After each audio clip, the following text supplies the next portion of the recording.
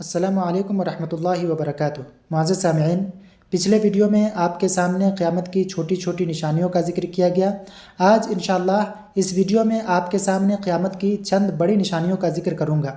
اگر آپ نے ہمارے اس سلسلہ کے پہلے ویڈیو کو سماعت نہیں کیا ہے تو اس کا لنک میں ڈسکرپشن میں دے دیتا ہوں، آپ لوگ وہاں جا کر کے قیامت کی چھوٹی چھوٹی نشانیوں کو سن سکتے ہیں۔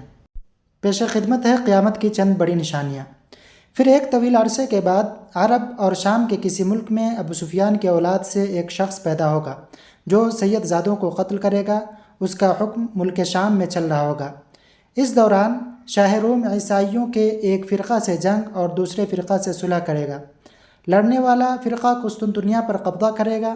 بادشاہ روم دارالخلافہ چھوڑ کر ملک شام میں آ جائے گا اور عیسائیوں کے مذکورہ فرقہ دوم کے مدد سے اسلامی فوج ایک خونریز جنگ کرے گی اور فرقہ مخالف پر فتح حاصل کرے گی۔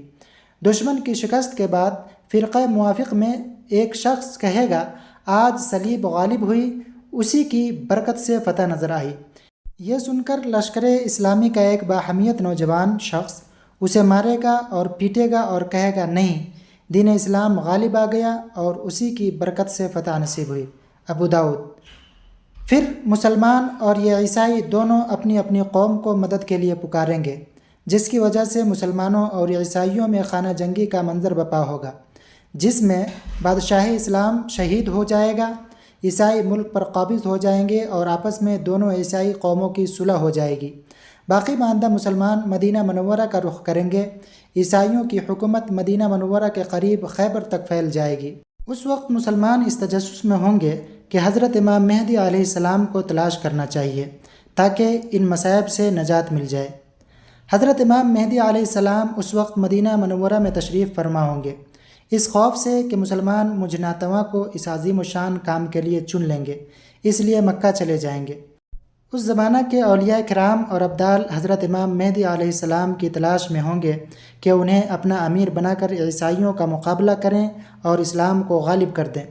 مہدی ہونے کے بعض لوگ جھوٹے دعوے دار پیدا ہو جائیں گے۔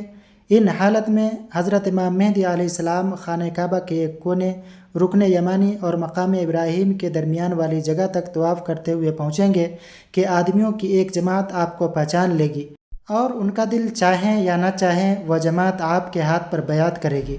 اس واقعہ کی ایک نشانی یہ ہے کہ اس سے قبل گزشتہ رمضان المبارک میں چاند سورج دونوں کو گرہن لگ چکا ہوگا اور بیعت کے متعلق آسمان سے یہ ندا آئے گی، ھذا خلیفۃ اللہ المہدی فاستمعوا لہ واطیعوا۔ ابو داؤد مشکات صفحہ 401 میں یہ حدیث موجود ہے کہ حضرت امام مہدی علیہ السلام سید ہیں اور حضرت فاطمۃ الزہرا کی اولاد میں سے ہیں۔ آپ کا قد و قامت قدر لمبا، بدن چست، رنگ کھلا ہوا اور چہرہ پیغمبر خدا صلی اللہ علیہ وسلم کے مشابہ ہوگا۔ آپ کے اخلاق پیغمبر خدا صلی اللہ علیہ وسلم کے اخلاق عالیہ کی طرح ہوں گے۔ آپ کا اسم شریف محمد، والد کا نام عبداللہ، والدہ کا نام آمنہ ہوگا۔ زبان میں قدر لکنت ہوگی، جس کی تنگی کی وجہ سے کبھی کبھار ران پر ہاتھ مارتے ہوئے ہوں گے۔ آپ کا علم لدنی ہوگا، یعنی دنیا میں موجود کتابوں سے علم کے محتاج نہ ہوں گے۔ بیعت کے وقت عمر 40 سال ہوگی۔ خلافت کے مشہور ہونے پر مدینہ کی مسلمان فوجیں آپ کے پاس مکہ مکرمہ میں حاضر ہو جائیں گی۔ شام، عراق اور یمن کے اولیاء کرام اور ابدال اعظام آپ کے زیر سایہ آ جائیں گے اور ملک عرب کے بے شمار لوگ آپ کی اسلامی فوج میں داخل ہو جائیں گے، اور یہ ایک خزانہ جو کعبہ میں دفن ہے، جس کو رتاج الکعبہ کہا جاتا ہے، اس خزانے کو نکال کر مسلمانوں میں تقسیم فرما دیں گے۔ ابو داؤد میں ہے کہ امام مہدی علیہ السلام کے خزانے کو نکال کر تقسیم کرنے کی خبر جب اسلامی دنیا میں پھیل جائے گی تو خراسان سے ایک شخص بہت بڑی فوج لے کر امام مہدی علیہ السلام کی مدد کی سعادت کے حصول کے لیے پہنچے گا۔ اس لشکر کا سب سے آگے والا دستہ منصور نامی ایک شخص کے زیر کمان ہوگا، اور یہ لشکر تاخت و تاراج کرتا ہوا راستہ ہی میں بہت سے عیسائیوں اور بددینوں کا صفایا کر ڈالے گا۔ پھر ابو سفیان کی اولاد میں سے ایک شخص جو اہل بیت کا دشمن ہوگا، جس کی نانیحال قوم بنو کلیب ہوگی، یہ شخص حضرت امام مہدی علیہ السلام کے مقابلے کے لیے ایک فوج بھیجے گا۔ جب یہ فوج مدینہ منورہ کے درمیان ایک میدان میں آ کر پہاڑ کے دامن میں مقیم ہوگی تو اسی جگہ اس فوج کے نیک و بدعقیدے والے سب کے سب زمین میں دھسا دیے جائیں گے، کیونکہ یہ لوگ حق کے مقابلے میں آئیں گے اور باطل کے حمایت میں ہوں گے۔ اسی وجہ سے ان کے عقیدے کی صحت بھی ان کے کام نہ آ سکی اور سب دھسا دیے گئے۔ البتہ قیامت کے دن ہر ایک کا حشر اسی کے عقیدے اور اعمال کے موافق ہوگا، مگر ان سے صرف 2 آدمی بچ جائیں گے۔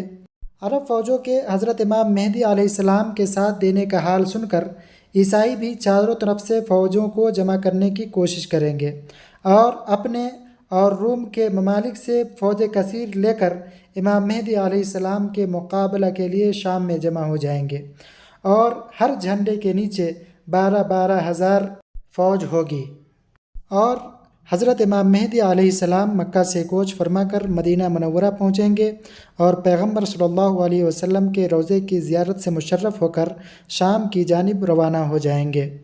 دمشق کے قرب و جوار میں عیسائیوں کی فوج سے آمنا سامنا ہوگا۔ اس وقت امام مہدی علیہ السلام کی فوج کے 3 گروہ ہو جائیں گے۔ ایک گروہ نصارہ کے خوف سے راہ فرار اختیار کرے گا، اللہ تعالیٰ انہیں کبھی بھی معاف نہیں فرمائے گا، کیونکہ وہ میدان جہاد سے بھاگنے کا بڑا گناہ کر چکے ہوں گے۔ نمبر 2، باقی لوگوں میں سے کچھ خوش نصیب تو شہید ہو جائیں گے اور بدر واحد کے شہداء کے مراتب حاصل کر لیں گے۔ نمبر 3، اور کچھ عیسائیوں کے مقابلہ میں ڈٹے رہیں گے، حتیٰ کہ فتح حاصل کر کے ہمیشہ کے لیے گمراہی اور برے انجام کے اندیشہ سے چھٹکارا پا لیں گے، گویا انہیں ایمان پر مرنے کی خوشخبری بھی مل جائے گی۔ یہ حق بات کی خاطر جانی اور مالی قربانی پیش کرنے کا انعام ہوگا۔ حضرت مہدی علیہ السلام دوسرے دن بھی عیسائیوں کے مقابلے میں نکلیں گے۔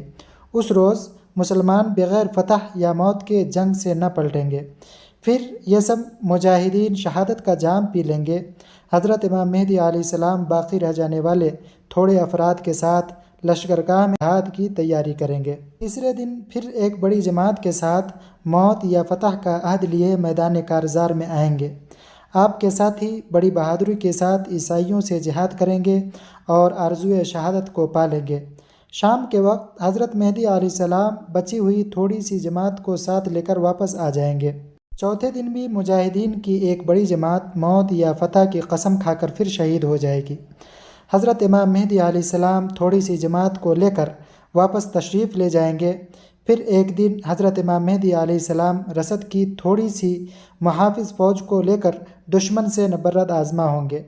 اس دن خداوند کریم ان کو کھلی فتح نصیب فرمائے گا۔ عیسائیوں کا اس قدر جانی نقصان ہوگا کہ باقی رہ جانے والے عیسائیوں کے دماغ سے حکومت کرنے کی بھی بو جاتی رہے گی اور بے سر و سامان ہو کر نہایت ذلیل و رسوا ہو کر بھاگ کھڑے ہوں گے۔ مسلمان ان کا تعاقب کر کے اکثر عیسائیوں کو جہنم رسید کر دیں گے۔ اس فتح کے بعد حضرت مہدی علیہ السلام مجاہدین کو بے انتہا انعامات سے نوازیں گے۔ ان جانبازوں کی دلوں میں حب الہی اور جنت کا شوق اتنا غالب ہوگا کہ اس مال و دولت کے ملنے کی انہیں ذرا بھی خوشی نہ ہوگی، اور دوسری وجہ خوشی نہ ہونے کی یہ ہوگی کہ اس جنگ کی بدولت بہت سے خاندان اور قبائل ایسے ہوں گے جن میں سے 1% آدمی بچا ہوگا۔ آج کے لیے اتنا ہی، انشاءاللہ ملتے ہیں اگلے ویڈیو میں باقی قصوں کو لے کر۔ جب تک کے لیے اگر آپ نے ہمارے چینل کو سبسکرائب نہیں کیا تو سبسکرائب کر لیں، ویڈیو کو لائک اور شیئر کر دیں۔ السلام علیکم ورحمۃ اللہ وبرکاتہ۔